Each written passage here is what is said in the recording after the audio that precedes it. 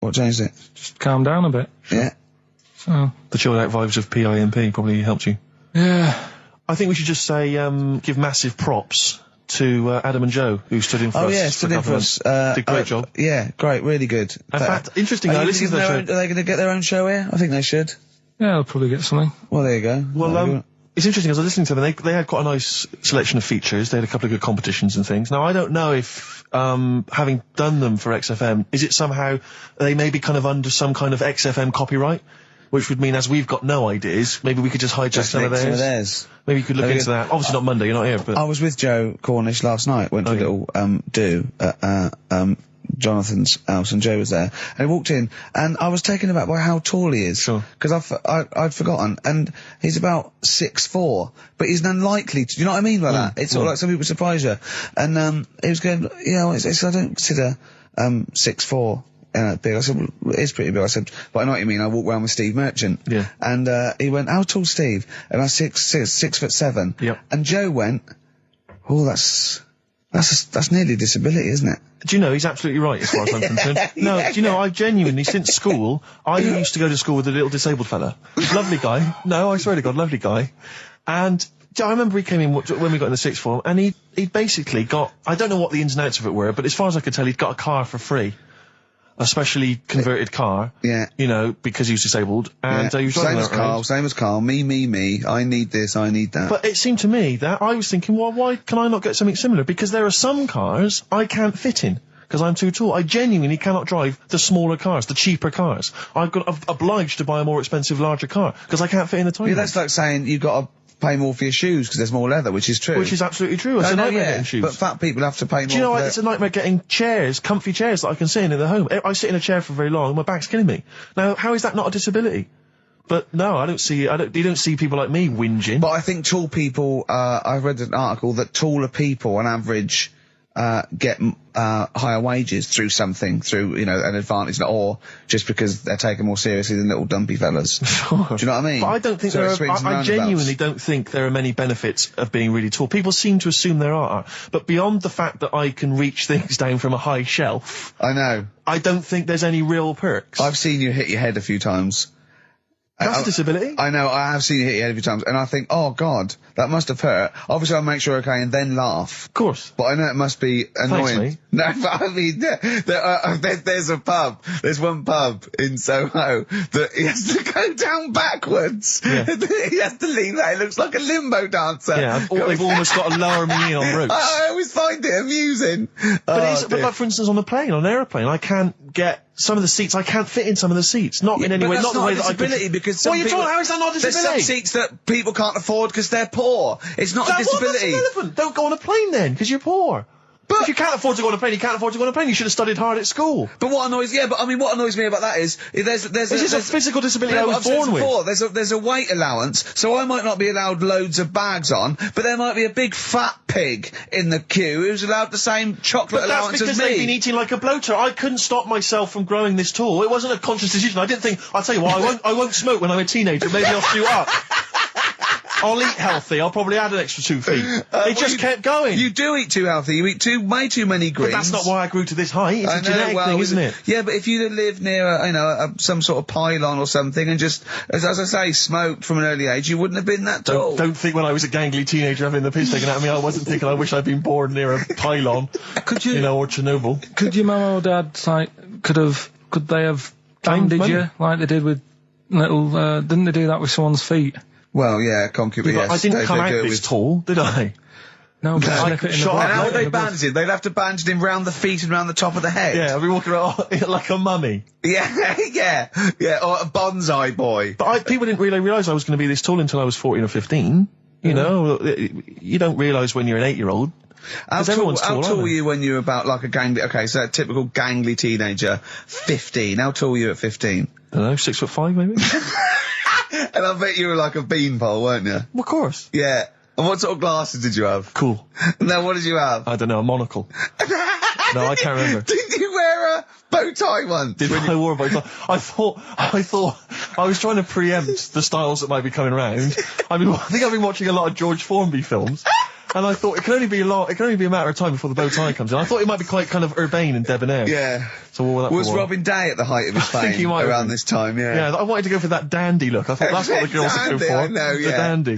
Oh dear. So I still want to see you with a pipe and trilby. Yeah. I just think you'd look great walking on the street.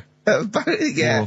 Oh, I genuinely, I really, it does frustrate me that I don't get any allowances. It doesn't count as a disability. Well, it does count. No, it doesn't. It's not a disability being 6'7". But how can you explain, for instance, travelling on a bus or a coach? There's some seats I can't sit in. The only disadvantage is, people look. I've seen people stare at you, but they stare at me because I've been on the telly. What's that a disability? People being recognised. Yes, but you could avoid that by not being on the telly. It's your choice. This is my point. It's your choice. Yeah, it's the same as the big fat people. It's their choice. It's a different sort of stare, isn't it? I've been there. Yeah. When the sort of stare that you get and the sort of stare. Well, obviously, sorry, Steve, but I'm gonna, follow up this inquiry. What do you mean, Karl? No, I'm just saying it's more of a stare of fear than, like with you, they go, oh, it's him. Yeah, go on. Whereas with you, it's more like, jeez. Do you know what frustrates me? What? I thought he did deserve having a Monday off. I've changed my tune. Yeah.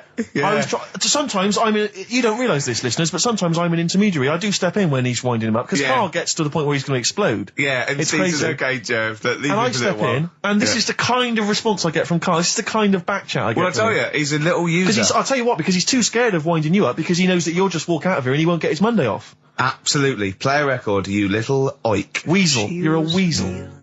Title track from an album called 1972 by Josh Rouse. Well worth listening to. XFM. Yeah. Ads. Yeah.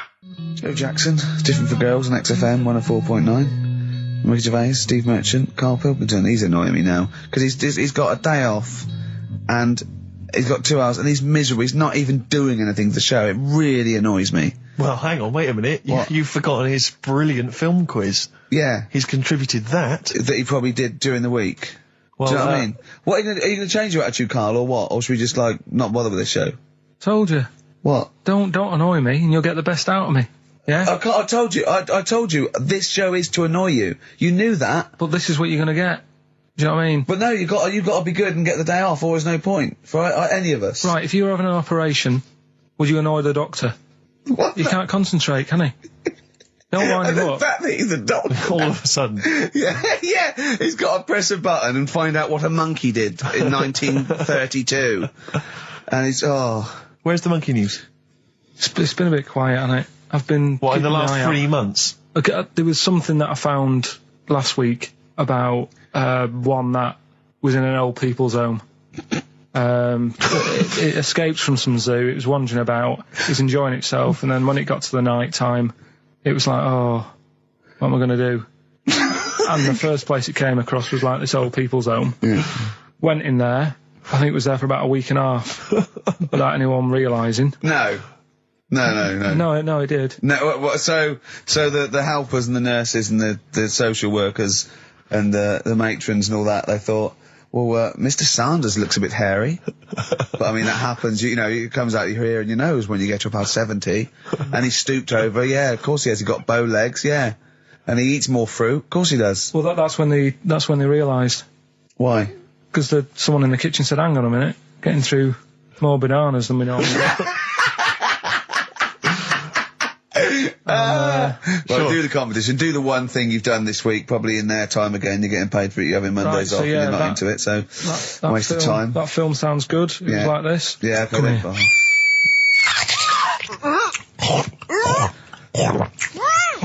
I'm well happy now I've had that. Oh, yeah. Right. So that's a bit of a cryptic clue. Yeah. Someone eating this woman. Yeah. Right. It's not true. Opens the door, jams the things, like the little catch. So the microwave works. She jams it with a screwdriver or a knife or something. Yeah. Puts the microwave on, sticks her head in, boils her brain. Don't be ridiculous. Right? Well, why is that ridiculous? Boils her brain. She boiled her brain. She boiled her brain. And this is what's good about the internet. I went straight from that, and there was a subject about brains. And do you know that Russell Crowe, when he dies, is giving his brain to charity or something, some sort of some people who can do stuff with it. She gave hers to Pot Noodle. Vesta. Yeah. Oh, That's boil the in a sort of stuff. skull. Yeah. That's not true. It's not true, Carl. It's the same as the woman who put her poodle in the microwave, isn't it? And all that. Just urban myths. They're urban myths. But again, where does it start? Someone made it up. Yeah. For a laugh. They're just too convenient urban myths. Everyone said you can tell an urban myth's not true because it's always this happened to a mate of mine, and when you say what happened then, they go, don't know, that was it. Was it? Was that it? Was it? Someone boiled a brain and that was it. There was no more story. Well, Were there any dates, locations, times? I think it was in Belgium. There's that one that a bloke, right, was going to get a phone call at 4 o'clock to find out if his business was, okay, right? And if he didn't get the phone call, he knew he was broke, destitute. So dead on 4 o'clock, the phone didn't ring, so he went up to the roof of his office and he jumped off to commit suicide. And as he was passing his window, the phone was ringing. Oh, no. Carl, it didn't happen. Didn't happen. Think it through. Think it through. Who told that story? Who told that story? As he hit the pavement at 120 miles an hour. He's the only person who could have known that series of incidents. Also, why didn't And he he's wait? dead. As his life's at stake, why didn't he wait till 5 past? I'm going to give it 5 minutes just in Just case. in case the lines are busy. Yeah. And what sort of bloke goes out, I'll call you at 4, okay, if you're busy. Well, call me anyway. No. If I don't call exactly 4, then, no, you commit suicide. Commit suicide. I would, because if I don't call at 4, that's the end of it. Well, call me anyway. No, that's not the way I work. Why can't you just call me and tell me the other way? Well, I'm telling you how I do it. If you're bust, I don't call. Can't you just call to verify in case something goes wrong? What if it's engaged? If you want to be engaged, just commit suicide at 4, please. It didn't happen, Carl. The other one, right? A bloke, right? He's on a train station, and I'll tell you how I heard it. He's waiting for a cruise station, whatever, and he shits himself. As you do. And so he goes, my train's in 5 minutes, so he runs across to Millets and goes, quick, Levi's, 36. The bloke just puts it in a bag, he runs onto the train, he goes into the toilet, takes his, Song's a phrase. Yeah, let's do that. Onto the classy stuff. Yeah. Do you want to do the prizes first? Right, now then, where are they? Here they are. I haven't seen these, but I'm excited as ever. Alright, we have a t-shirt there, arbitrary t-shirt that you have probably stolen off of someone. What does it say? Is it the Red Hot Chili Peppers? So if you found that, that's not too bad. It's a big t-shirt there. On DVD. Should you be giving this away? This looks like it's the film Don't Say a Word. Yeah. And it's, it doesn't have all the proper packaging. It's literally the disc, the DVD disc, just loose. So enjoy that. The current album from Oasis, Heathen Chemistry, DVD, on DVD, The Life of Mammals, the complete series, the David Attenborough recent DVD, that. Walking with Cavemen, which I think is a DVD, it's currently on TV, isn't it? And, well, there you go. Also the X-List, which is a good new compilation, double CD compilation from XFM with loads of stuff on there, including Nerd, Snoop Doggy Dogg, Athlete, all sorts. Go on then, Carl. So not bad, actually. Nice one. Well done. So, it's a phrase that's been said at some point, or said a lot on the show. We've had, like, Hairy Chinese Kid. We went back to, my mum had wind for 5 minutes and that. Today we're looking at, my neighbour had a horse in a house, right? Yep. If you remember, we were talking about that probably about a year and a half ago now. Yeah, of course we remember. They've been talking about it ever since, Carl, I imagine. Yeah. Well, it's famous. It's a world famous phrase, my neighbour had a horse in her house. Right, so this is, this week's Songs of Phrase, and what I've done is I've got songs with those words in that make up that sentence. Yeah. You get to email in ricky.gervais@xfm.co.uk. There's 6 different songs, right? You email in with what? I don't know, there is 6. Me neighbour had horse in house. Is it really that sentence? My neighbour had a horse in her house. It does work, honestly, it works. Okay. Yeah, okay, don't bother explaining it, just ready? play it. Right, yeah. So here's the, here it is. We're just head horse in a house. Right? What in God's name was that? Yeah, name the 6 songs. Head horse in a house. Huh? Are we naming the artists or the songs? Either. Artists. Anyone who gets anything can get a prize. What's more, Carl? Artists, here we go. Head horse in a house. That's tricky, Carl. That's very hard. Once more.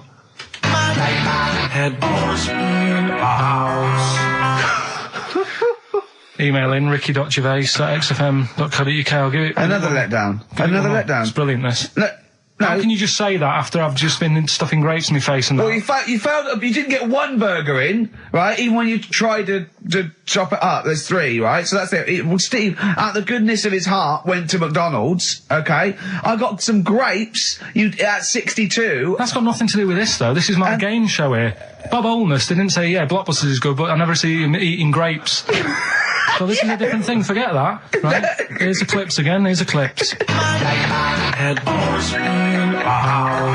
Oh, you know I said I was going to turn over a new leaf and not criticise your ideas? I think it's the end of this one, mate. Oh, he's done it again. It's atrocious.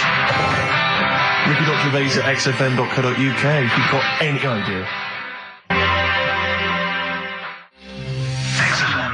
Dandy Warhols. We used to be friends. That is Karl's favourite record of the year. Yeah. Yeah, new music. He gets one play a year, and he chose that. That's what he chose. It's all right, but I mean, that favourite track, isn't it? He played that. That was Karl's choice. Just something new on XFM 104.9. Don't worry, we've got some really good stuff coming up later with me and Steve. If you're from the 70s, you might like it.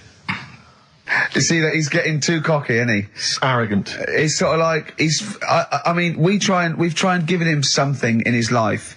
He's got, you know what I mean? He comes in and tells us this sob story of just like a trail of failures. And we've said, Karl, come under our wing, right?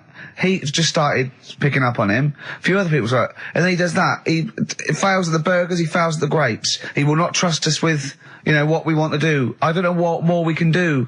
It's like I've saved a mouse from a cat's jaws and it turned around and bit me. Yeah. Yeah. That is a brilliant analogy.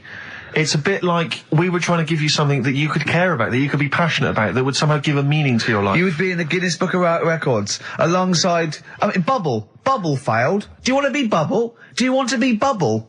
Or do you want to be the bloke with the milk bottle on his head? Exactly. Who's in there? The guy who ate the watches. Yes. Now, I've got an idea, Karl, because you're getting all stressed out. I don't know what it is. You're getting funny. I don't know what it is. I don't know what... Because you're annoying me. Wow, you say that. started midweek. I don't think I annoy anyone else, so it's just you on that. So... I thought maybe we could all 3 of us go away to a little health farm for a weekend, just get like a triple room. Right, that isn't happening. Why? You've just reminded me because you've been annoying me. Steve started getting on your case, you know, sort of ganging up on me. I'll tell you now, Steve, I just forgot. Remember a couple of weeks ago, you said to me that my pub quiz team is rubbish. Yeah. Right, well, it doesn't matter anymore because you're not part of it this time. That's bad. That's bad, because it's interesting you say that, Karl. Karl, you say that because I tell you this, I found someone, mate, who could be filling that tricky 5th member. I wanted to test him out this week, mate. On your team. Test out on your team. Because I'll tell you what this is like. I don't know if you're familiar with Paul Ince, who used to play with Man United, right? But everyone used to say he's the governor. Right, even the players used to call him the governor, right? And Alex Ferguson at Man United was like, I'm not having this. Yeah. I'm in charge here.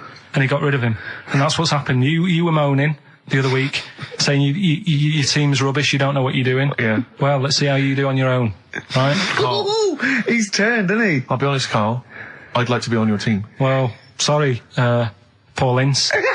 You'll have to go and join Middlesbrough, or wherever it is it's gone to. Karl, what can I do to get back on your team? It's not happening. I've already filled your boots. Don't let him have the upper hand, Steve. No, wait a minute. I'll tell you what always annoys me, though.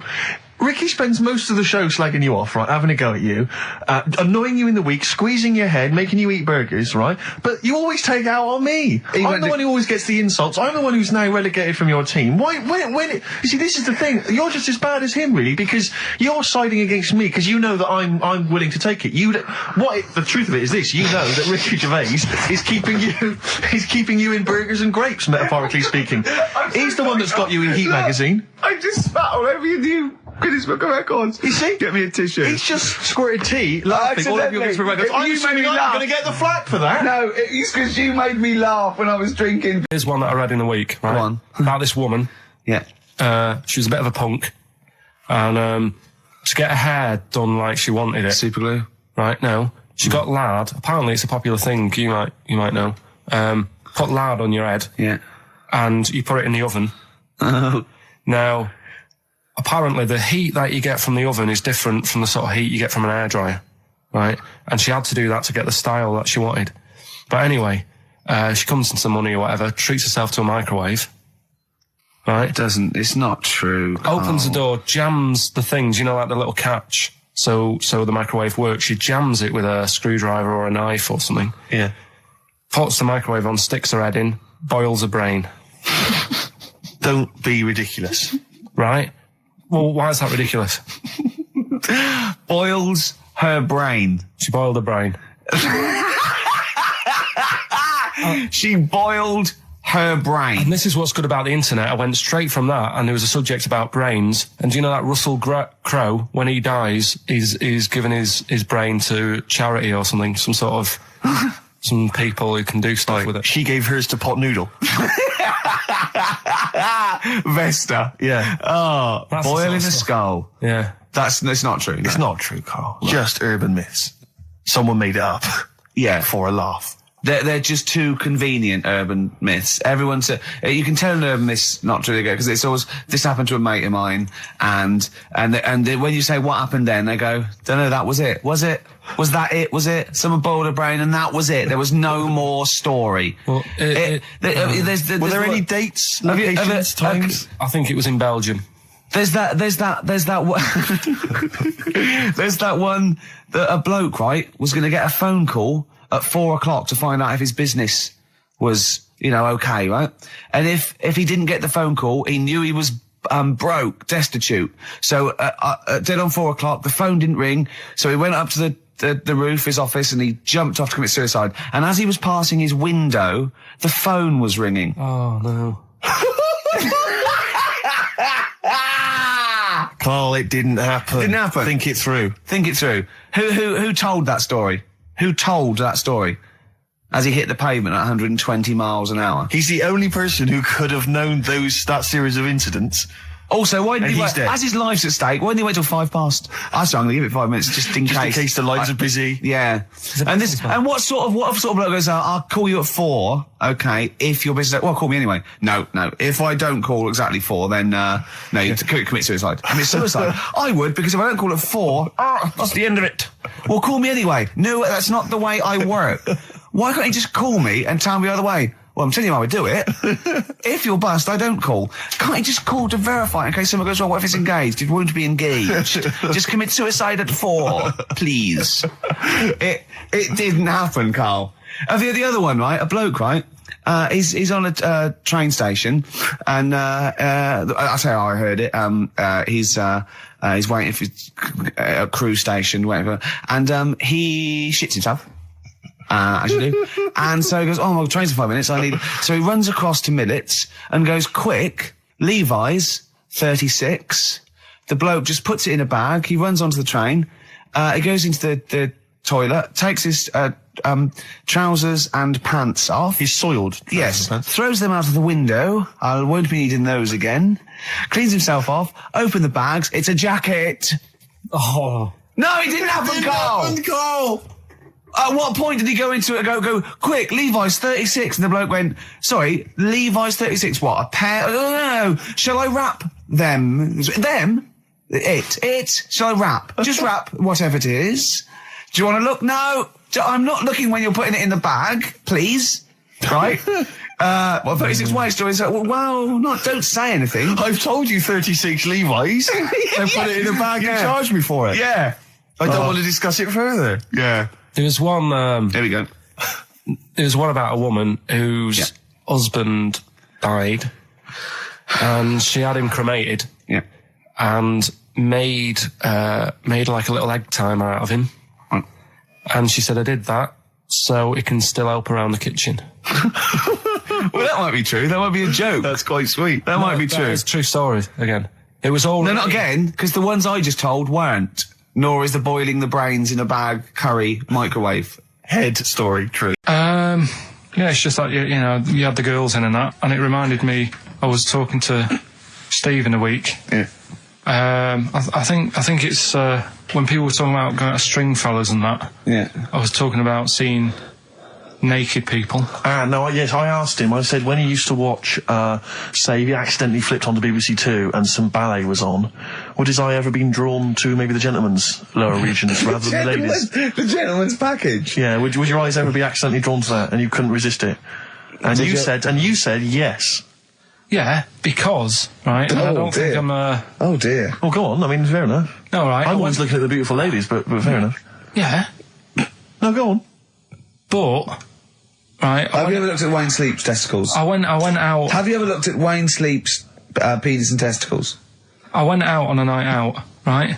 And it was it got to some point in the night where 2 women and 2 fellas got on the stage. Right. Right? Started stripping off. Yes. Yeah. Just what, members of the audience? No, I think they were, like, part of the act. Right? Right. And, what was this, panto? The fellas had like their undies on, and the girls just had their knickers on. Yeah. Right. And sounds pretty erotic at the moment. Go on. And at the same time, they all whipped their pants off. Yes. Right. Yeah. It was Bucks Fizz, wasn't it? The adult show. Now I said to Steve, at that point. Sorry, I wasn't there. He said it's to be later. yeah. I said, well, you have a quick glance at the fellas. And then the annoying thing was, I thought, right, now I'll have a look at the women, and it was too late. They put the knickers on. How long were you looking at the fellas? Not that long, but why were you looking at them first? It's human nature, isn't it? Why? I don't know, but I'm sure you would have done the same thing. You just sort of think, well, how are they shaping up? So it's a comparative test. So who had the biggest knob? Which one of the blokes had the biggest knob? No, it's like, normal. But this is a whole new side of you. This is a whole other area. So you look at ballet dancers, you look at the gentlemen's. No, I don't. package. I just was, when he said this, it reminded me of this night when I was walking home thinking, didn't get a look. Because I was messing Where up. was this? What event was this where people are stripping off? Carl, I tell you what, you are the most interesting man I've ever met. But are you comfortable being nude and that? We've done this. Well, I don't know what this is. We did this last week about, are you comfortable being nude? No, I know, I was talking you're about probably that. most comfortable being nude. It's just probably not in public. Well, Ricky's only really comfortable nude when he's eating. Yeah, there's nothing to get, Yeah, you can just wipe yourself down. Yeah, you just sit in the bath, yeah. No, but I talked about that, and then when I went home, I was talking to Suzanne about it, and she said, "What's all that about? You don't like being nude, right?" And I said, well, it's not. It's like I'm part of an Alan Bennett play. Turns out Chris Moores is a bit of a prick. See you next week. Yeah. Oh, chimpanzee that monkey news. Okay, monkey-related news from Karl Pilkington. Right. Do you know the monkey that went into space? Yeah. Yep. It happened in 1958. Right. Now you know that. Yeah. Yes. What did he do next? What did the monkey do next? Yeah. One appearance on Celebrity Squares and it was like forgotten. Right. Yeah, cut a novelty record. Yeah, just like Rick Waller. I'll tell you what happened. He got back and all that. He got back. Heroes welcome. NASA sort of said, you did a good job. And that's where a lot of people think it all ended. Sure. Yeah. But NASA were like, well, hang on a minute. We spent a lot of time. We've trained him up and stuff. So he's like, he's saying, sure, I've learned a lot. I've still got it all. I've kept it all. I know what to do. So they said, right, we'll use you. So he turned into like a bit of a trainer at NASA. We wanted to send you out on the top of an organ. yeah. Put on this little bellhop outfit. Can you smoke fags? Yeah. I'll have a go. So they were getting in new monkeys. The main man at NASA was saying, can you teach these the same? He's going, of course I can. Do you know what I mean? I remember it all. I know what's going on. I'll tell them what buttons to press, what to do in emergencies, that sort of thing. It was technically sort of employed by the army. Right, can I just fit in here? I don't know the story, Carl, and I might embarrass myself here. You've got an army of people out there that will probably send me an equally deranged email from a different website, but I'm pretty sure when they sent the monkey into space, it was to monitor his physiology. He didn't press any buttons or learn to dock or take off. It was just the effects of weightlessness and space on basically a primate. I'm pretty sure he was tied in with electrodes to his head. So, well, yeah, I'm pretty sure. I could be proved. But even if that were the case, and he had learned to press 1 or 2 very basic buttons. Definitely not. Definitely not. Even if it were the case, I'm pretty certain they wouldn't have brought him back to train up Neil Armstrong. Right, definitely. Go on. Going, Neil, what are you going to say when you come out there? Yeah. I was thinking of just saying, I'm on the moon. Hello, it's made of cheese. Don't say that. What about, I've noticed that you got little legs, right? But mankind stepped forward. Well, how could I put that? I was just going to say, I'm on the moon, it's great to be here, wish you were here. I've got to think so. Hi, Mum. Yeah, go on. Anyway, basically, he got back. They sorted him out with a nice pension. He was happy. Because of, like, the rank that he got, he was like, you know, he had loads of medals and stuff. He said, right, we'll make him a colonel. He got that.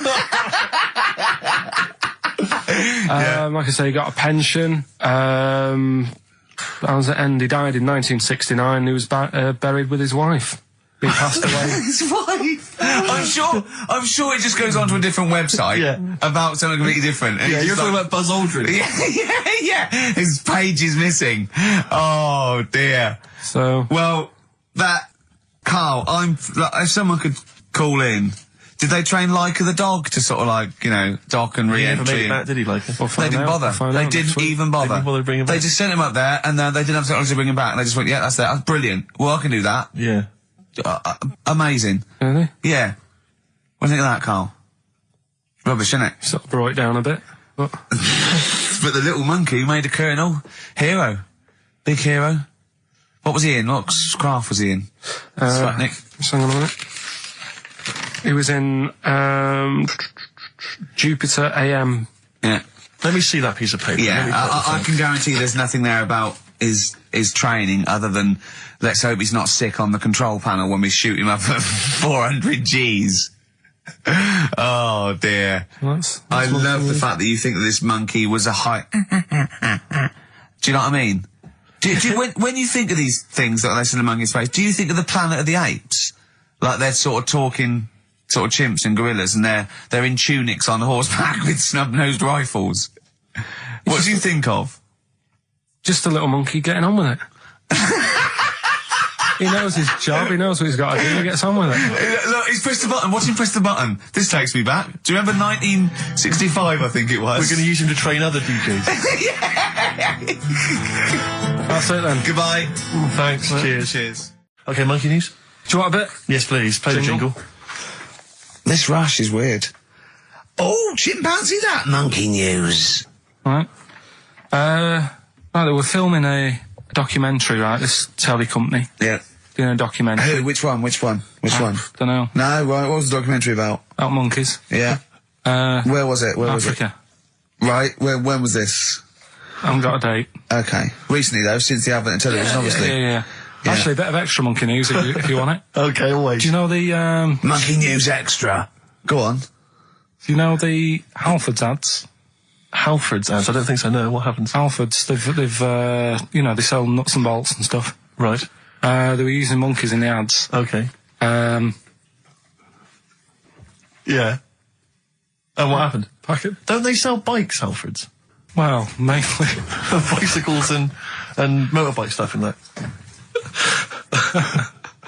Okay, so they're using monkeys in the advert. What happened? I can't handle it. What? I can't do this. Look at him. Look at him. This is an extraordinary story. A woman tried to sue her bosses for £210,000 after finding a cooked penis in a canteen stew. Hospital cleaner Sophie, something, I can't quite pronounce that name, was eating goulash for lunch and could not cut one of the lumps of meat.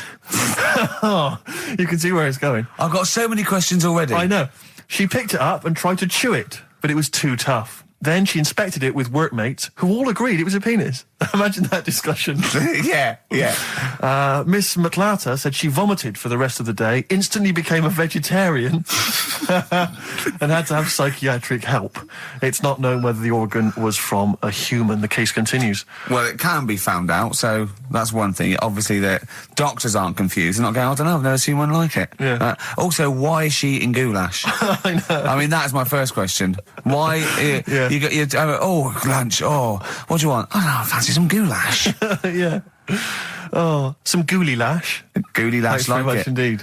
Lancashire Cockpot Oh, is on the menu. Brilliant. Only £5.50. Wangers and mash. I'd love some wangers and mash, please. Cock o' van. Cock o' van. It's already done for There's you. some, there's wangers and mash, cock o' van, Lancashire Cockpot. You know. That's just off the top of our brains. Yeah. So, if So you've got if any you of your wanna- own, keep them to yourself. We're not interested. What do you make of that, knob news? And it's in a hospital. Oh, yes, it it was. could- No, hospital cleaner. You're right. Hospital Oh, cleaner. God. I know how your mind's thinking already. There's been a mix-up. What kind of mix-up? I love that. What, some bloke's gone in, some lesbian's gone in, wanting a sex change. She's got a carrot for a cock. Bit of stew and steak. Stewing steak. Oh, that would be great. 50 Cent in da club on XFM 104.9. We're playing our favourite singles of the year, Yep. and we're looking back over some of our favourite clips of the year. I'm Ricky Gervais, Steve Merchant, and Karl Pilkington. Not done a lot. Maybe you should earn your money as you get to Mondays off for this 2 hours of nonsense. What are you on about? I've done loads of stuff. Yeah. Well, same old, same old. Yeah. Let's have something new, something Come on. fresh. Well, I've been looking around, right, on the internet for stuff. On the internet. Yeah. Your Bible, where you get all your information about the world and the universe and morality from. And you know, like, how I always say to you, I don't really read that much of it, I just read the headline, Perfect. right? Yeah. Anna Nova have sort of nicked that idea to grab you. Nicked what idea? Well, to sort of get to the meat straight away at the top. Do you know what I mean? The headline to the story and everything. What? Right, these are But stories. the headlines already existed. That was why you thought that was a good not idea. like this, though. All right. Headline. Well, these are all headlines, right? Vibrating shoes could stop elderly falling. Do you know what I mean? Oh, God. You don't need... Vibrating shoes could stop elderly falling. Yeah, that's the story. You don't need to read on. That's what I'm saying. Well, Right, could you busy. read on anyway? Can't be bothered.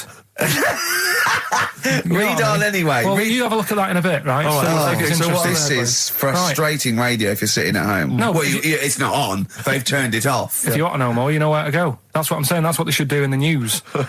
Get the news done in Bong. a minute. There's a good story about Iraq. Right. Bong. Have a- look it up. Look it up on the internet. Anna Nova. Give us another bong.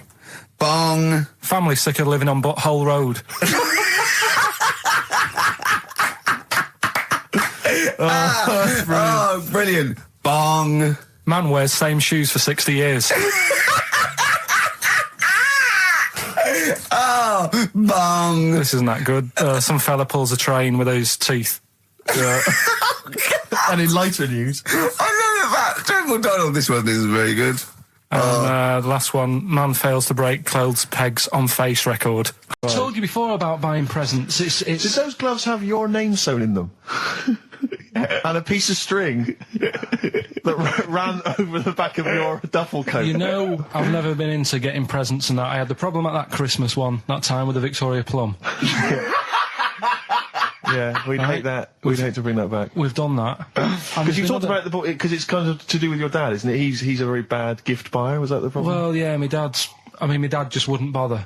It was my mum who sort of made an effort, and she sort of worked out half of what I wanted, then she left it to my dad to get it off someone, see if he could get one cheap or whatever. I love the fact that usually people talk about, like, drinking heavily or violent abuse, right? Yeah. But here's what he's been left with and scarred with from parents is bad gift buying. Yeah, and That's the not so Victoria bad, Plum is it? incident. In the greater scheme of things in the world, Yeah, but- that's not a bad thing to have, is it? Right, there was this, this is what it's like about getting presents and stuff, right? With my mum and dad. Go on.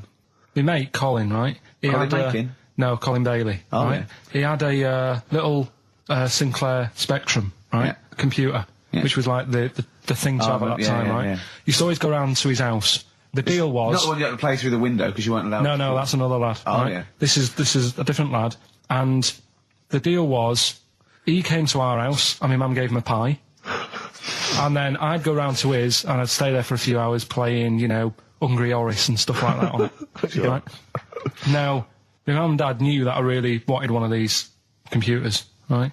So I waited about a year. Came round to Christmas Day. I thought, I reckon might have one. Turned out they bought me the wrong one. They bought me a ZX81 instead of a Spectrum, right? And Christmas Day, I'm there trying to load the games up. It's not working. I'm thinking, what's wrong? Right? And the thing with me, when I was a kid, I used to get quite sort of agitated. This is the moment. Right? I found out that it needed a RAM pack to make it work. Right? Looking in the thing and it's saying, and make sure you put your RAM pack in the back. And I was like, oh, where's the RAM pack? And my dad's going, I don't know, I've got you the main bit. That's it. So, I was that wound up, I just was sick, right? Just sick. I didn't feel sick or anything, I just was like, oh God, went to the sink, just sick. Because I was that on edge about it. I said, come on, we've got to get one. And my dad's like, Tandy's shut, we're not gonna get anything today. Ruined again, Christmas Day. That was after the year when my train set got blown up by our kid. The following year, no RAM pack. And now you ask me why don't I get good presents? He's scarred. He just I'm gonna die. Honestly, I'm gonna die. He's just being sick. Yeah. There's no RAM pack. Did you get to the bottom of it? Why wasn't there a RAM pack? You have to buy them separate. Oh, okay. What do you mean I can't play Frogger? Oh no. So, wasn't there another incident when you threw up? Spontaneously threw up? Through sheer anxiety? I do get it. It's not so much now because I've relaxed a bit, but as a kid I used to be quite on edge all the time with certain things. Do you think that's what happened to your cat that kept being sick? That it didn't get the food it wanted and it just threw up? Do you remember that? Yeah. God, so they shaved it. Yeah, but again, you see, the cat thing, I mean, it's mad. I was thinking about it the other day, right? I used to think I had quite a normal upbringing. You didn't. Right? And someone was talking Your about mother once told you not to go to school because it was windy, Karl. It was not a normal upbringing. The cat was being sick, so she shaved it, so it was easier to clean. Right, well, my mum and dad went on holiday, right? And I stayed at the Rosses down the road. Oh, yeah. Only a kid, must have been about 5 or something, right? And I was always running around in the house. I had a lot of energy as a kid.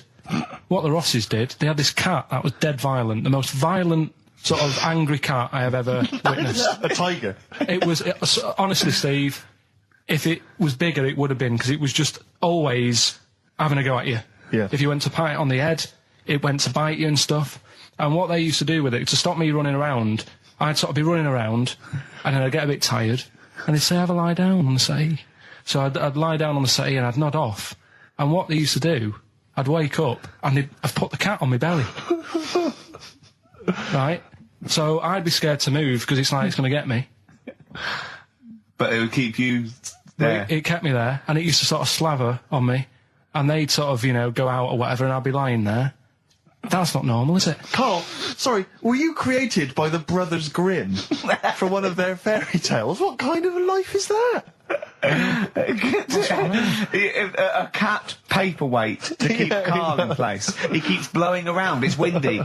We'll have to weigh him down. Be careful. Your mum probably told him that it's a windy day. You got to get something heavy on him, otherwise he just gets blown into the road. God bless him. Did I ever tell you about my Uncle Alf? No. He wasn't a proper uncle, right? But he was just one of my dad's mates and that. And he was getting on a bit. He must have been about 60, which is pretty old when you're younger and that. And he was the same. He used to always wear a suit and that. But he was never in good nick. It was always like a rough suit. But it doesn't matter. He's still making half the effort and that. Yeah. And he used to sleep in a dinghy.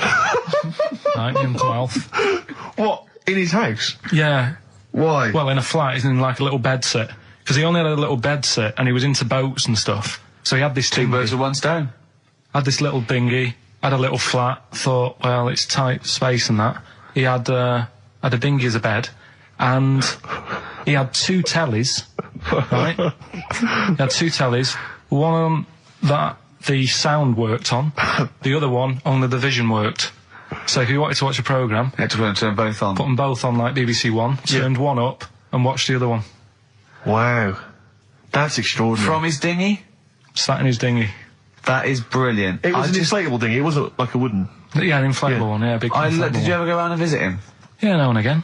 Was it weird seeing a 60-year-old bloke in a suit in a dinghy inside watching 2 tellies? It's weird at the time, I thought. Which of the TVs stopped working properly first? I mean, did he... let's say the sound went on one of them. Yeah. Did he carry on watching the other one, hoping Oh, the other one was fine. No, he went and got a new telly, and then the vision went on that, and he went, oh no. He went, hold on then. Wait a minute. I've got another telly in the wardrobe that I haven't used it. It must have been like that. Yeah. Wow, he sounds brilliant. Is he still alive? Yeah, he's still around, yeah. I haven't seen him for years, but he used to, was he married? I think that's what happened. I think his wife passed away, and that's when he had all this, he had a boat. And it's like, oh, where am I going to put it in a bed sit? And it was like, hang on a minute. Yeah. You know what I mean? Sleep in that. So, yeah. I wonder if he ever brought any women back. Just the idea of bringing them back, getting down to it. Shall we move into the bedroom? Ahoy! Oh, that is fantastic. What were we talking about before? I was until the most complaints ever. The Last Temptation of Christ. I haven't seen it. What is it? It's Scorsese, isn't it? it's Martin Scorsese, and I've bought the film actually recently because I was intrigued to see it, but I've not actually watched it. But from what I understand, the reason that it was so outrageous is because it has a whole sequence which shows what it would be like if Jesus had lived his life and not martyred himself on the cross, but lived his life as a human being, part of which is him having sex. And so I think that was chiefly what the outrage was, that it was showing this godly man to be, you know, as human as he was supposedly, you know, because he's supposed to be human as well. So so that's the reason. That was the reason that there was complaints there. I don't know. I haven't seen the film. Well, I can't say. You see him, do you? You see him having sex, I think, yes. Although it is an actor, Karl. Yeah, it's not actually Jesus Christ. It's not the real. It's not the real Robert Powell. No, it's an actor playing Robert Powell. Is that, you see, sex on films and all that, right? When I was growing up, I'd be watching. No, I'm just saying an example of this, really, right? When I was growing up as a kid, and I'd be, you know, watching films with my dad, right? He'd really be enjoying a film, right? And then a sex scene would happen, right? And he'd go on film. Or just behind you. Yeah. In the film, a sex scene would happen. Your brother up to his old tricks again. And he'd get up and go make a cup of tea. Right? Right. Tofu that he'd stolen from some sort of telephone box. Steve Merchant with 5 little hamburgers. Got 5 burgers here, yep. And so I don't know, how should we begin, Karl? Do you want to just look at the size of these burgers? Look, they can see it on webcam, can't they? They can see us stuffing these burgers into your mouth. And by the way, I'm filming this, Steve. Look, brilliant. Look, I've got a camcorder. Yeah. We'll put this on unseen footage on a DVD or something. Or maybe on the website. On the Oh, Karl, what if you break the record? Okay, Karl, I'm coming round now to just monitor this and adjudicate. What's the web? If we want to see this on the webcam, what is it? xfm.co.uk. Right, okay. Hold on. Can I, Steve, I'm not being funny. I'm not being funny, right? But I think I have got like a bit of a wheat thing. You've got a bit of a what? A wheat allergy thing. Don't give me that. No, seriously, my head's. I've been eating a lot of shredded wheat recently, and my head's got a bit bigger. Karl, I don't think you can let us down now, mate. So you just got to put that first. No, I can't put that like that in my mouth on its with. I've got to break it up. I've got to break it up. Can't break it up. Can't break it up. It doesn't say you can't on the rule thing. It does. It doesn't. I can't look. I physically can't. Try it. I can't look. I'd have to be Jay Goody to get to Seriously, look. Try it. Yeah, I know, but you're not approaching it right. That's it. Come on, go on. That's all. Oh, God, he's not going to do one. Keep going. That's good work. Keep going. How does I get brilliant? Keep pushing. Keep pushing. Ease it Keep in. pushing. Get one in at least. Ease it. Get one in at least. Get one in. Ease it in. Get one in. Push it. That's one. Let's go for another one. I reckon you've got to rip it up a bit. Okay, do that then. See how many you can get in. You've got to get in 2. No, just one. No. Well, it's three. Pack it in. What do you do? Pack your cheeks first. Honestly, Steve, my head is swelling a bit because I have got a wheat thing, a wheat allergy. That'd be good. There'd be more room. Right. Okay. Look, Karl is now just sticking it in his cheek. Right. Yeah. Don't eat any. You can't swallow any. It's like a hamster. You've got to work it like a hamster. Yeah. Stick it in. Come on. He looks like Marlon Brando in The Godfather. Come on. Don't lose any yet. Right. Pack it in, then use your fingers to pack it in. Come on. Wedge it in. Like you're grouting the bath. I can't do this either. Keep going. Keep going, don't give up so early. This is part of the problem. You just give up, Carl, too quickly. You failed again. It's like your history O level. Come on, Carl. Come on. Do something well. Succeed at something. Push it in. You've got nearly a half a burger there. Oh, I'll come round there. You're chewing. Don't chew. I've got a bit of food. I don't know what he said, but... Is that a whole one? No, it's not. I can see bits left. Come on, Carl. Come on, keep working at it. Keep working at it. But there's so much space in your mouth, I can see it. He's going red. Okay, we'll do another one. We'll do another one. That one then. We're doing a... Oh, are you alright? Are you going to be sick? Are you alright? Alright. Oh God, should we play a record? He's making my eyes water now. Okay, I'll find a different one for you.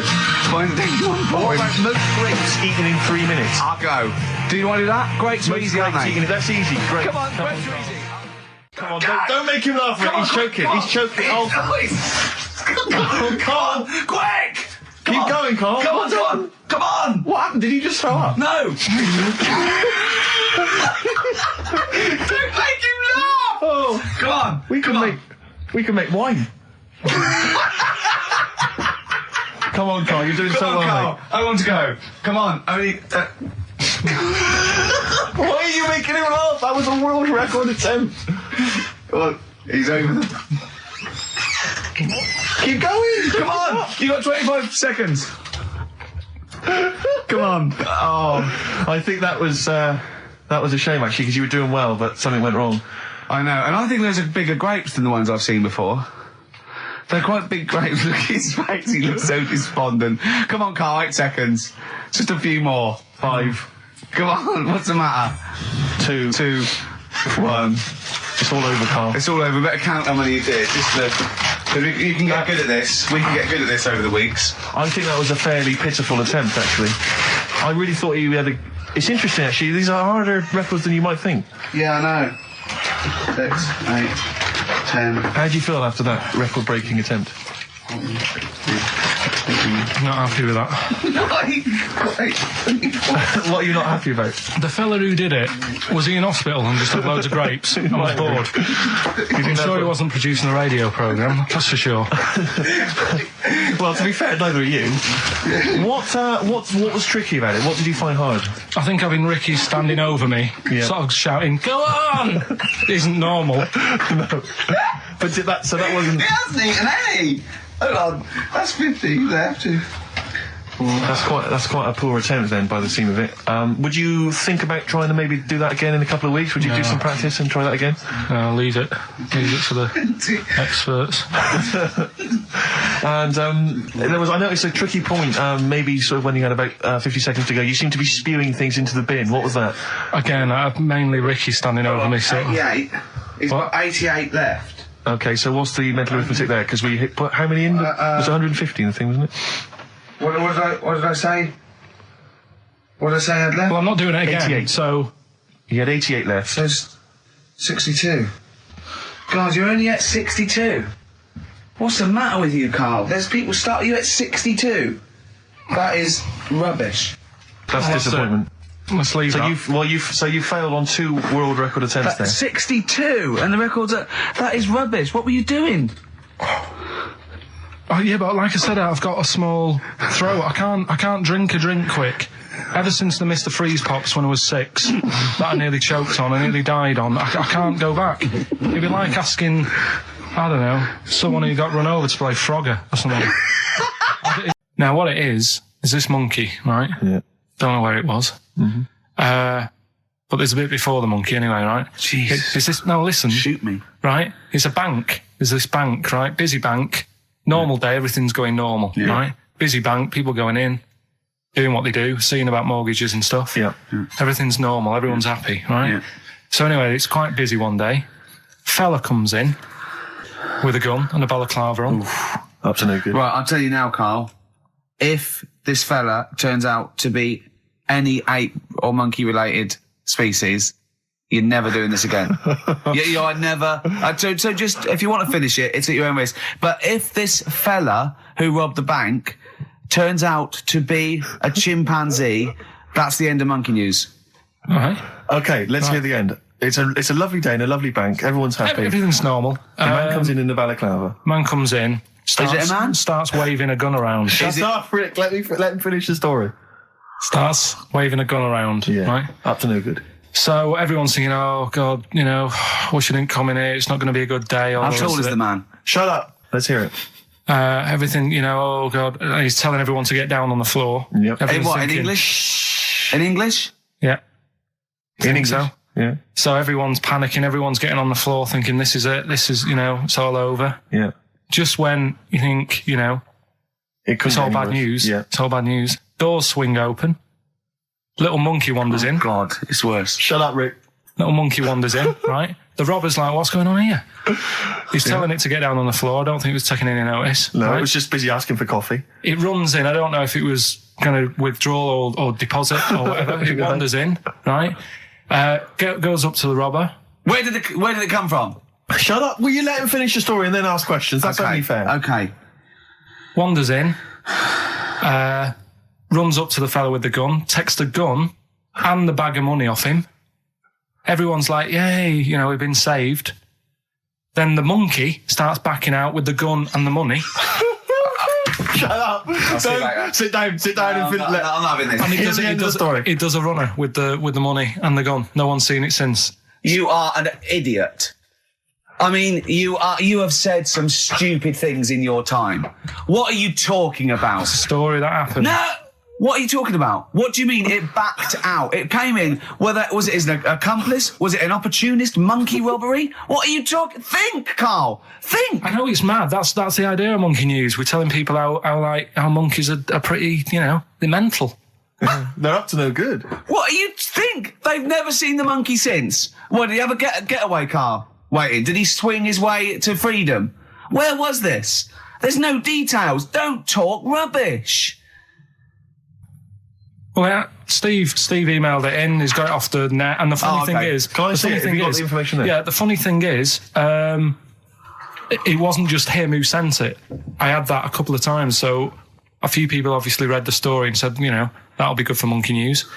It doesn't say anymore. It doesn't say if he went off to Spain. It doesn't say, if he's on Crime Watch. Yeah. It doesn't say any of that. It's just saying that's what he did. That's the story.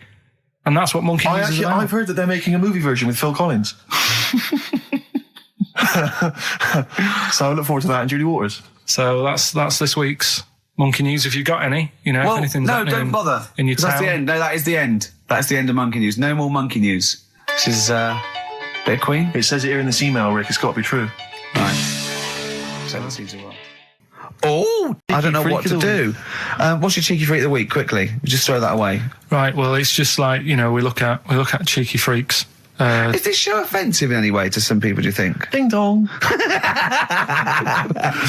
Got any buns? Oh, it's the Elephant Man. Go on. Right. Well, it's a bit of a problem for you, this one, Steve. Right. I'm chucking it forward to you. Remember the cheeky freak of the week that we were talking about?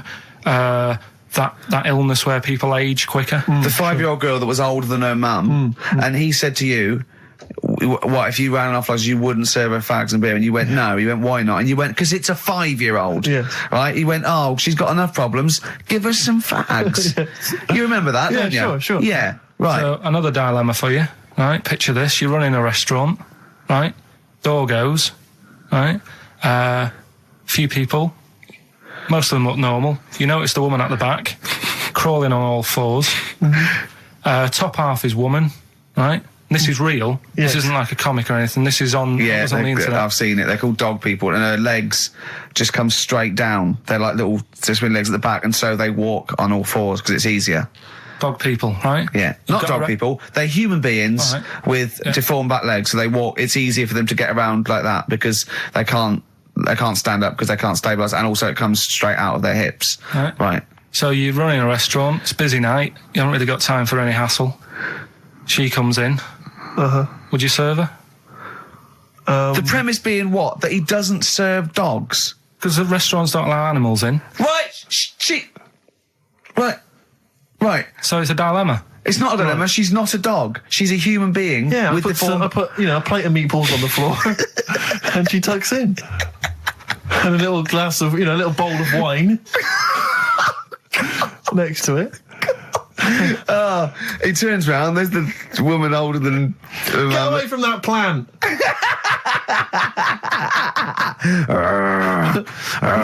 Is service included? Oh, dear. Do you know the guy who was in James Bond, the big bloke? Yes. Jaws. He's got the same illness as this bloke. Right. And what it is... It's called tall. It's something about... You're suffering from tall. You've got a small tumour or something just behind this part of your head. Yes. Oh, yeah. Just sort of in the middle of your eyes. Yeah. And the pressure on that makes you grow really tall or something. Yeah. So he needs to get it sorted. That's your advice to him. Yeah. Get it sorted. Well, I think we should have a White Van Man session. Oh, White Van I Man think first. people tune in for the White Van Man Yeah, session. people who haven't tuned in, they don't know. If people aren't familiar with this, The Sun runs a column every day which is asking some punter from the street their views on the week's big events, and we just thought, why not hijack that idea, but apply it to Karl Pilkington. Karl, I've seen much news again this week. you've not seen much news. Don't worry, I'm sure you have an opinion on it. Just give us it from your heart. So Gladiator. Okay, so, well, on the subject of Gladiator, what do you make of Russell Crowe's appalling behaviour at the BAFTAs? This is, I heard a bit about this. This is, when he got some director or something, because... Intellectual producer and threatened him, because they cut his bit, didn't they? They cut a poem that he'd done during the acceptance speech. I watched it on Sunday night. Sure. I didn't realise it wasn't live, to be honest. Yeah. But I quite liked the way it was to the point and didn't mess about. He went up, he said thanks. So you're saying that he shouldn't have beaten up the director? Is that what you're basically saying? It's a bit over the top. You thought I mean, if you didn't have time, if you really, I mean, what's the poem got to do with the film anyway? He was an awards. So do you think it's ever justified to beat up a TV director if you're a major Hollywood star? Depends what he's done, but I mean... Right, what would he have to have done, Karl, for it to be fine for him to then beat him up? The thing is, right, forget all the beating up. At the end of the day, it was a awards thing for a film. The poem had nothing to do with the film. Yeah. So go up, collect your award for that thing. And if he really, really wanted people to hear about this poem, he could have photocopied it and left it at the entrance and said, on your way out, this is a really nice poem, pick one up. No, but the thing is, he knew it was televised, so he knew by saying that poem once, he was reaching 5 billion people. That's a lot of photocopies. Do you see what I'm saying? I'm not saying he was justified. It wasn't a poem award. If it was an award show for poems, you'd say you can't cut it out. It'd be like doing the top 40 and then going, number one's good, but we haven't got time for it. But it's a films thing. Okay. And he went up and he got the award for the film. Which film was it for? I don't know, but when I wanted to give you results, I said, let's give Karl his results. Steve went, no, we should introduce people to Karl again, just remind people what Karl's like. And he's so right. I'm so glad we did this first. Am I right, though? Carry on, Steve. Okay, the next topic, what about this big debate over whether Kylie Minogue's had a bum job? I'd have to see it. Next. Okay. Anyway, Karl, look, let's have a little quick session of White Van Man. For those that don't listen to the show regularly, The Sun, as you know, has a section called White Van Man where a member of the public gets asked their opinions on the week's big political and social hot potatoes. Karl, we just thought it would be fun if you answered some of the questions. It's not so much questions, it's just your views really on these big news stories. What do you make of Olympic ski hero Alan Baxter testing positive for drugs? What did he do? Well, he won a gold medal in the Olympics, and what? He was a skier. Right. And he won gold medal, and they've just tested him positive for some kind of illegal drug. But what? I mean, if he did, why take drugs to ski? Why? Because all you do is balance. But imagine it'd be amazing if you were stoned, like going down a hill. Yeah, it's not like you have to... It's not going to help you. No, it's not just like... gravity that's doing all the work, isn't it, with skiing? Yeah, but it's often to do with your athleticism, isn't it? It's No, but it'd be like saying, and we've just found out the people on the toboggan were on crack. It's not going to help them. You sit there and you go with the flow, and you hold on. Could I say, the drugs he was taking... that's his defence, He probably wasn't jacking up H or, dropping a few E's or getting stoned. He was probably taking more sort of performance-enhancing drugs, as opposed to him just, scoring some shit around the corner from someone, getting off his tits and jumping in a toboggan. Doesn't mean that, does it? He wasn't off his nut. Yeah. You tested you pissed out your head. But why doesn't he just say, don't be stupid, why would I do that? It's just not going to help me out. But it is, isn't it? Because performance-enhancing drugs do. Wait a minute, Steve. Wait a minute, Carl. Right, look at this way. Okay, look at me. Yeah, have I got his attention? Yeah, the lights glinting off your ring there. Yeah. Okay, right. Now keep concentrating. Right. Some athletes, you're aware they take drugs. That's to build up Swimmers muscle and stuff. Yeah, swimmers. For example, runners, yeah. Not only do they help build muscle, right, but they can actually, give them a boost performance-wise. They're sort of like steroids and all this sort of stuff, right? So that's the sort of thing we're talking about, okay? Right. So again, he wasn't on a bong before. What? Why would that help you when all you've got to do is balance on skis? Not when you're at the Olympic level. Yeah. There's a lot to do with, your body and your legs. It's practice, isn't it? It's like, if you've skied for years, then you've got good balance after a bit. Oh, do you know what, Carl? Do you know what? You've made a mockery of drug taking.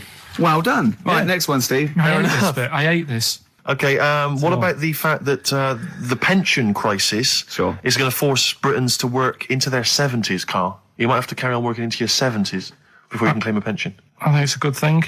Because you see a lot of old people who look bored. Okay. And I honestly think if you keep your brain busy, you'll live longer. Yeah. It's only when you actually shut down, right, that's when your body sort of dies because it doesn't feel it has a purpose. Yeah. It's like if you've got flu, keep going to work. If you have a day off, you just feel worse. You'll mope about at home. Doesn't do you any good. What about where do you draw the line there? What if you say lose a finger? Pop into work? Depends. If you can't concentrate because it's painful. But what if you're a typist? You're not going to type as many words, but you'll do more at work than you would having a day off at home. Sure. Okay. Right. Steve, it's time for White Van Karl. We should definitely get some jingles. I think the show sort of lacks jingles, I think. Yeah. Noises. Yeah. Funny sound effects. Yeah. Wow. Yeah. What's Mr. Nosy Neighbour interested in? Hello, what's going on here? Oh, we should definitely get some pre-recorded comedy noises, Karl, for next week. That's my job, but unfortunately I'm busy reading about Hitler.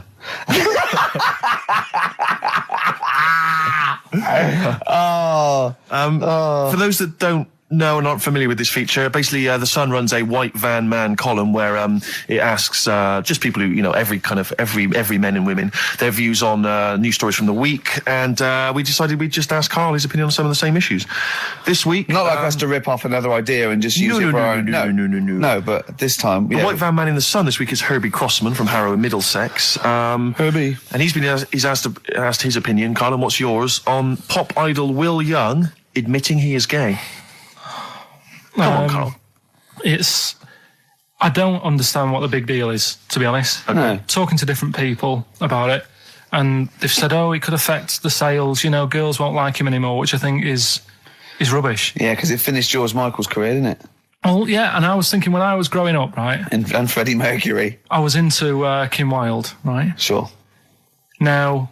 And her kids. You're not going to tell me she's gay, are you? No, but if they said, she's a leather, right? I wouldn't say, right, that's it, I'm taking kids in America back to the shop, I'm disgusted. Sure. I liked her. Yeah. I don't think I'm ever going to meet her and marry her and that, so what does it matter? Yeah. Will Young, he's a good voice, he's gay, a lot of gay people in the world. Georgie boy was gay, I guess. There you go. Nothing more and nothing less. The kindest guy I ever knew. So Do you Bowie? No big deal. That's one of your favourite songs, isn't it? Brilliant. Killing a Georgie Parts 1 and 2, isn't it? Yeah.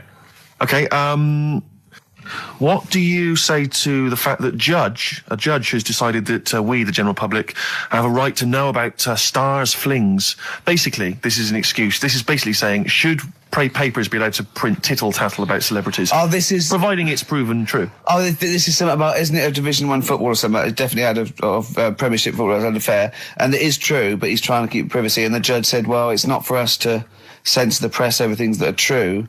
Right. It's up to the general public to either boycott or not, that publication. What do you think, Karl? What about all this, exposing, going through the, the bins of celebrities? It's not right, is it? But no. People are interested in it and buy the papers to read it. Do you know what I mean? I mean, like I said to you the other week, everyone has a go at Beckham for not being that bright. But at the end of the day, he's a good footballer. It doesn't really matter what goes on off the pitch, does it? Do you know what I mean? Yeah. Express 2 featuring David Byrne, Lazy, XFM 104.9, 1:45. I'm Ricky Gervais. Steve's got The Sun. Yes, I'm just we're just going to be doing White Van Karl, where we ask Karl the questions the Sun asked some other bloke. That's right. Because we think Karl's got more to say than anyone on anything. Karl only tells the truth, by the way. Just remember that, listeners. Off you go. Yes, well, today's White Van Man in the Sun is John Slade. He owns his own door maintenance company. His answers are very informative, I have to say. But Karl, what do you make of the Channel 4 producer, aged 30, who duped a school into believing he was a teenager for a documentary? Are you familiar with this story? No, go on. Well, basically a 30-year-old guy kind of fooled the school into thinking he was a pupil for a secret documentary. The school's outraged. Do you think that that's, for you, should anything go when it comes to making TV? I think I've said to you before, there's loads of kids at my school. I remember being in the first year, and kids who, what year do schools go up to? I was in the first year. What is it? 11. 5? Oh, sorry, first year of infants and juniors. No, secondary school. 11. Right, year 11. Kids have beards and stuff. No, not year 11. They're 11 when they first go to secondary school. Right. Well, I'm 11. The kids at the older end. Well, there's a fifth form, and then there's you can leave when you're 16, I think, can't you now? Right. Well, kids who were 16 looked old. They did have beards. I remember going there and thinking some of them were teachers. I think he's answered that. Next one. What's the next one? Tattoos and everything. I think they're kids in the earlier years even. What do you make of the fact that Mariah Carey's £38 million payoff has cost EMI staff their jobs, and we're talking 1,800 EMI staff who have lost their jobs? What do you think of that? Yeah, I mean, is that silly money, Mariah Carey, on 38 million? She doesn't need that much. She doesn't need that much. She has to dress nice, though. It's not her fault. I'd say it's bad business. Okay. Because EMI, did you say? Yes. Right. They've got rid of them staff. Yeah. Mariah Carey's left. Who's going to do the work? Do you think Mariah should come back and do some temping? Well, they should have got a loan and paid her. Okay. Do you know what I mean? Vicious circle, that. Right. Have you done a business degree or anything? Commerce. You did commerce. Where did you do that? What did you do with that? At school, I'd learned how to fill out a cheque, pay a bill, and I think I had a trip round Kellogg's. Did you get an O level or a GCSE? We know he didn't. You know, But was there a commerce exam, or was it just a division of Can't maths? remember. What did he fill out a check? Was it a subset of It maths? was an option. It was like, if you want to do it, you can. What was it? Fill out a check. Pay a bill. Pay a bill. Have a visit round Kellogg's. Round Kellogg's, and I saw my sister's boyfriend there at the time. He sorted me out with some variety packs. Really? What was in them? You know, Rice Krispies and Good stuff. Cocoa Pops? Space Dust or whatever it is. Space Nuts. So, sorry, that wasn't Ken Dodd, no. No. That was someone else, wasn't it? That was an aunt. That wasn't Special K. Oh, dear. What about this then? Home Secretary David Blunkett admits that muggers rule some streets. Weird this, because when I was out with you... I don't believe it's going to be weird, whatever you say, Karl. No, when we were in that pub that night and we got talking about muggers and that, the tip is what I tend to do, because I nearly got mugged once. Act mental. You what? You nearly got mugged once? I nearly got mugged. Yeah. But I tried this technique of acting a bit mental. Right, and how did you act mental? Well, this guy wanted me trainers. And I was in Piccadilly Gardens in Manchester. It was quite late one night. Mm-hmm. And he come up, he said, I want them trainers. I said, you want them? I said, I worked hard for these. He said, how dare you come to me asking? And I got a bit livid. And he looked at me like, oh my God, he's got a right one here. And he left me. Were you acting mental, or were you just mental? No, I put it on a bit. Were you not petrified, though? Well, you don't think about it, do you, when you're sort of in the eyes of danger? Well, not you. Clearly, you're a brave man. So, what did you say? I just went a bit mad. I just kind of, because he said he wanted the trainers and they were dear ones at the time, and I just, no, you're not having these. So I've crafted you. I said I wanted these trainers. Yeah. And went on to tell him how I work at printers and I don't enjoy it, and I put in all these hours and that, and I have to cycle home for about 5 miles. And did he give you his trainers? Yeah. Did he have a knife? I just left. No, it didn't get that. Didn't get that violent. Well, that's very brave of you, Karl. Yeah, it's That's good. good advice, though. Just act mental. See, what's it? Should have tried it the other night. Oh, Liza Minnelli. Yeah. Well, she said, I've worked hard for these diamonds. Yeah. Not easy being the daughter of Judy Garland. You don't know what it's like. You know a lot about paying bills and writing out checks. Yeah. Tell us about Kellogg's. What was it like? What was in the factory? Was it just like squashing bits of corn? Pretty boring, really. Just loads of conveyor belts, boxes of cornflakes everywhere. Just what you imagine. Yeah. So is it more, this is where you might be working? This is where you're likely to work? Possibly. There was 2 trips. There was that and the trip to Manchester Evening News. Okay. And I left that early because I had a job in Cordon Bleu. In Kellogg's? Cordon Bleu, what's that? It's like a supermarket.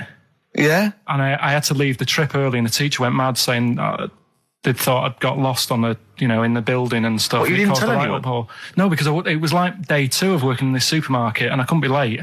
I thought by the time I explain where I've got to go and everything, I'll be even later. Sure. So I just left, and then apparently they were searching the building and everything for me. Oh, were you? Stuck in a printer. Don't know. Stuck in a printer? I don't know. What was the printer's name?